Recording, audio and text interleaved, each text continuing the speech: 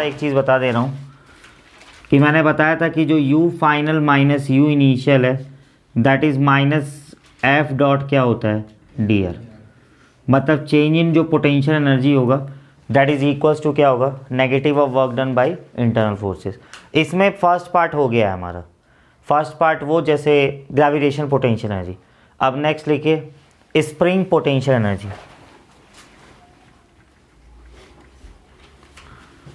Spring potential energy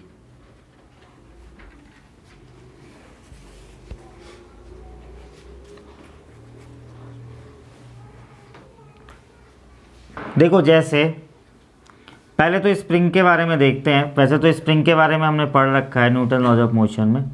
मान लो जब spring अपने नेचुरल लेंथ पे है, मतलब कोई भी एक्सटेंशन नहीं किया और कोई भी कंप्रेशन नहीं किया, ये जो के है this is actually spring constant. तो मैंने कोई भी एक्सटेंशन और कोई भी कंप्रेशन नहीं किया है। तो मान लीजिए आपने इस स्प्रिंग को एक्सटेंड कर दिया, मान लीजिए आपने इस स्प्रिंग को एक्स से एक्सटेंड कर दिया है, और सेकेंड सिचुएशन में ले रहा हूँ कि आपने स्प्रिंग को एक्स से क्या किया है कंप्रेस कर दिया। ठीक है, एक बात बताइए, जैसे सपोज आपको मैं एक एग्जांपल दे रहा हूँ। मान लीजिए कि कोई बॉडी है और उस बॉडी के अंदर कोई एनर्जी नहीं है, ठीक है, कोई एनर्जी नहीं है, और तुमने उस बॉडी को उठाया और किसी जगह पे प्लेस कर दिया, उसके अंदर कोई एनर्जी नहीं है, तो वो बॉडी वापस अपने जगह पे तो आके नहीं रह जाएगी ना। क्यों? क्योंकि अगर वो अपने वापस अपनी जगह पे आ रही है तो उसका मतलब उसके अंदर कुछ एनर्जी चाहिए। तुम ये चीज़ सोचो कि अगर मैं स्प्रिंग इस टाइम पे नेचुरल लेंथ पे था तो इस पोजीशन पे वो इनफाइनाइट टाइम तक रह सकता है ना। इसका मतलब इस टाइम पे इसके अंदर कोई भी एनर्जी नहीं है। लेकिन जैसे ही तुमने इसको एक्स से एक्सटेंड कर दिया और इलोंगेट कर दिया, और या तो तुमने एक्स से इसको क्या किया कंप्रेस कर दिया, क्या ये इस सिचुएशन में रह सकता है? आप जैसे ही इसको यहाँ पे छोड़ोगे ये वापस अपनी स्टेट पे आ जाएगा। वैसे ही इसको भी अगर आपने कंप्रेस करके छोड़ा तो ये तब भी अपनी स्टेट पे आएगा। इसका मतलब जाहिर सी बात है कि एक्सटेंशन या कंप्रेशन करने के बाद उसके अंदर क्या आ गई है, कुछ एनर्जी आ गई है, और उसी वो एनर्जी क्या होगी, that is actually in the form of क्या होगी, पोटेंशियल एनर्जी। क्योंकि मैंने आपको कल भी बताया था कि पोटेंशियल एनर्जी क्या होती है, that is the energy possessed by the system due to its configuration and position. तो इनिशियली जो पोजीशन है और जो इन दो स्टेट में पोजीशन दिख रही है, इन दोनों स्टेट में पोजीशन चेंज हो गई है ना। तो जैसे ही पोजीशन चेंज हो गई तो इसके अंदर क्या आ जाएगी, एनर्जी आ जाएगी, और जो एनर्जी आएगी वो किस फॉर्म में आएगी, पोटेंशियल एनर्जी के फॉर्म में। समझ में आ गया आपको? तो पहले ना एक पॉइंट लिखिए इसमें due to compression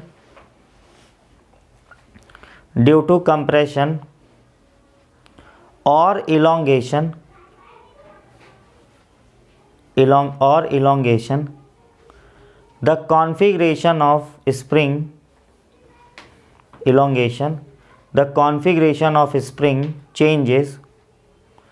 the configuration of spring changes. Hence energy is stored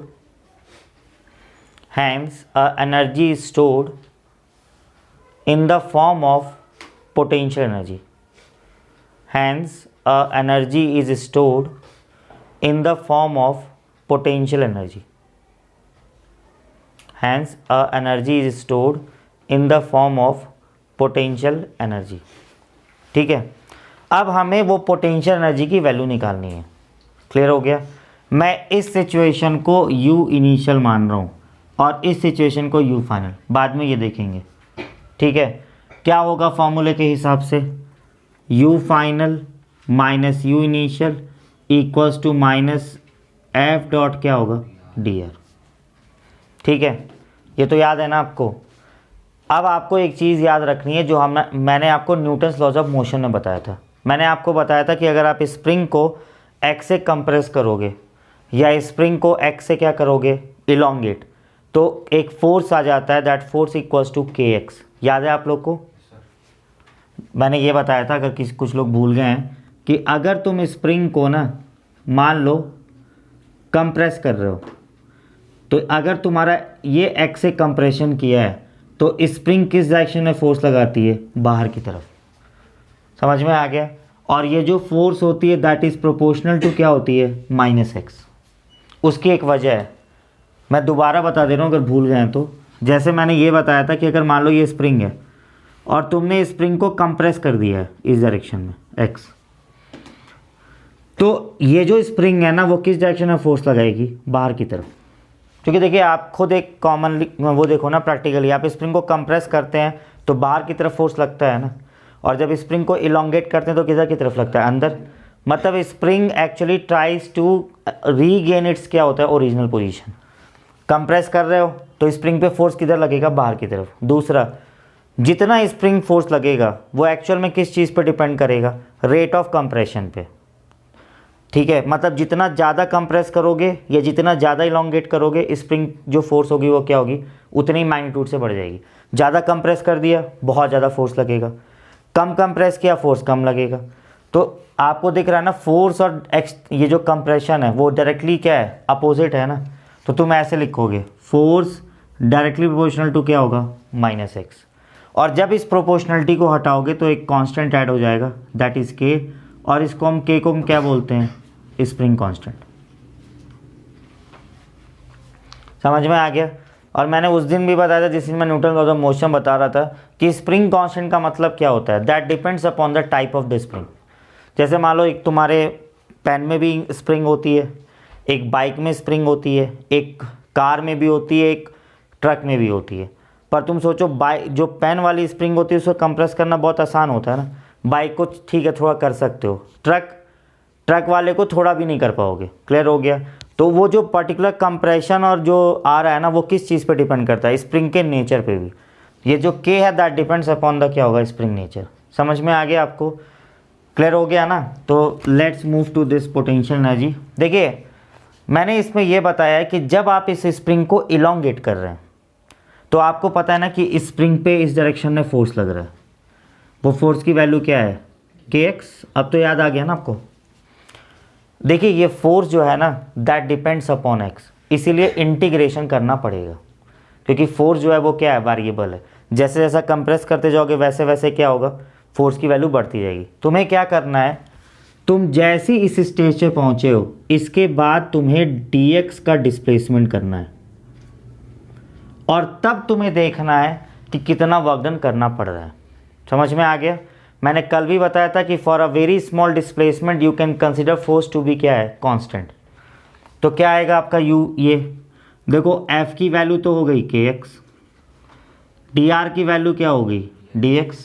कितना एंगल है ये दिख रहा है, कितना एंगल है 180, तो इनटू क्या आएगा cos 180। cos 180 की वैल्यू क्या होगी -1। मान लो ये -1 आ गया, ये kx इंटू क्या होगा dx। सपोज तुम इसको एक्सटेंड कर रहे हो l तक, स्मॉल l तक, तो इंटीग्रेशन किधर की तरफ होगा, 0 से क्या होगा l। क्यों लिया है 0 से l, क्योंकि जब ये 0 है तब इस टाइम पे एक्सटेंशन क्या है 0, कुछ नहीं है। और जब एक्सटेंशन x की वैल्यू किसके इक्वल हो जाएगी l के, तो फाइनल क्या हो जाएगी l। ये u फाइनल माइनस क्या होगा u इनिशियल। x का इंटीग्रेशन क्या होगा x स्क्वायर बाई 2, तो ये क्या हो जाएगा x स्क्वायर बाई 2।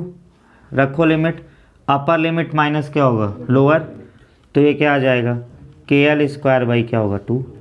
अगर u इनिशियल को आप 0 मान रहे हो मतलब इस टाइम पे, तो क्या हो जाएगी potential energy kl square by 2। समझ में आ गया, क्लियर हो गया। आप अब मैं यहाँ इसके लिए मैं अलग फॉर्मूला नहीं लगाऊंगा, इसके लिए भी वही आएगा।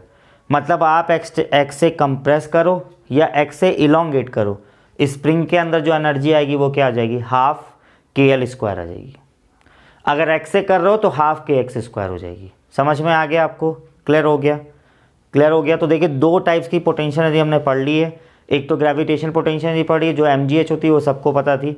अब एक नेक्स्ट पोटेंशियल एनर्जी पढ़ी है जो कि क्या है, स्प्रिंग पोटेंशियल एनर्जी। क्लियर हो गया, कर लो, करिए नोटिस है। Conservative and non conservative forces. Conservative and non conservative forces.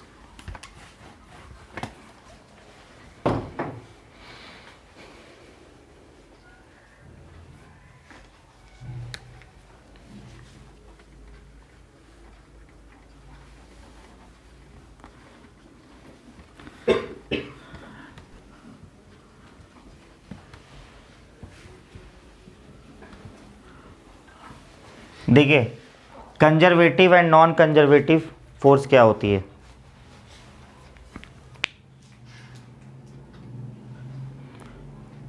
Video चलना चाहिए। Conservative and non conservative force होती क्या है। जैसे सबसे पहले कंजर्वेटिव का देखते हैं, उसके बाद नॉन कंजर्वेटिव का देखेंगे। पहली है कंजर्वेटिव का कि जो इसका वर्क डन होता है by conservative force that does not depends upon the path,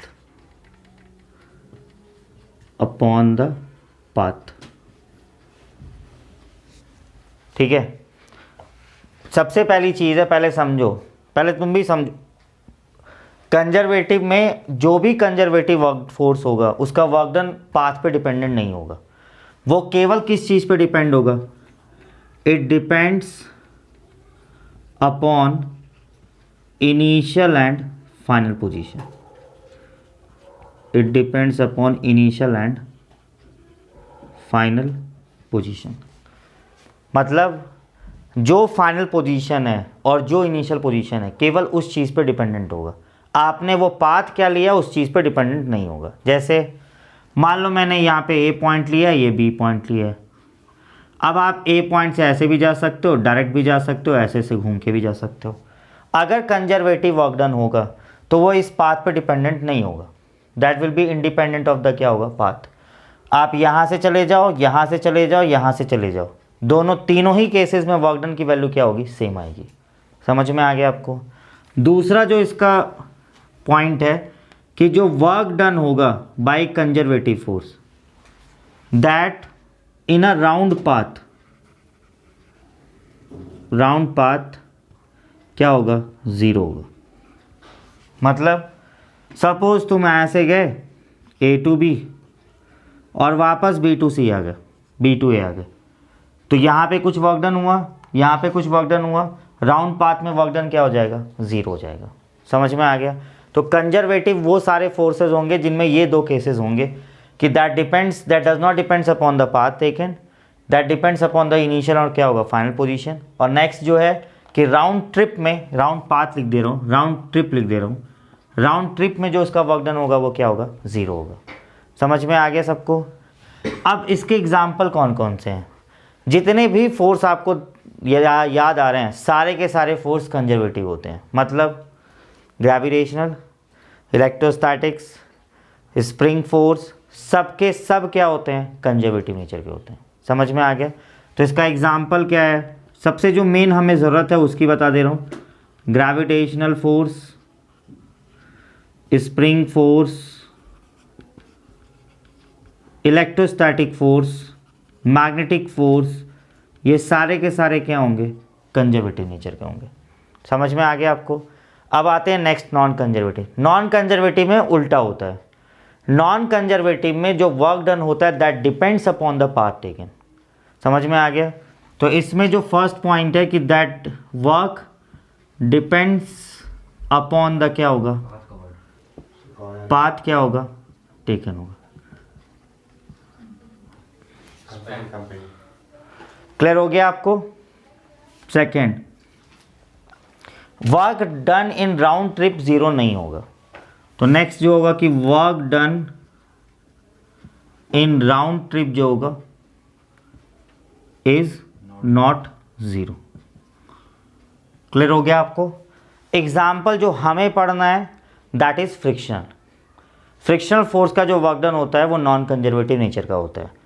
तो जितने भी टाइप्स के फ्रिक्शन लग रहे हैं, या चाहे वो सरफेस फ्रिक्शन हो चाहे वो एयर फ्रिक्शन हो, दोनों ही नॉन कंजर्वेटिव के होंगे।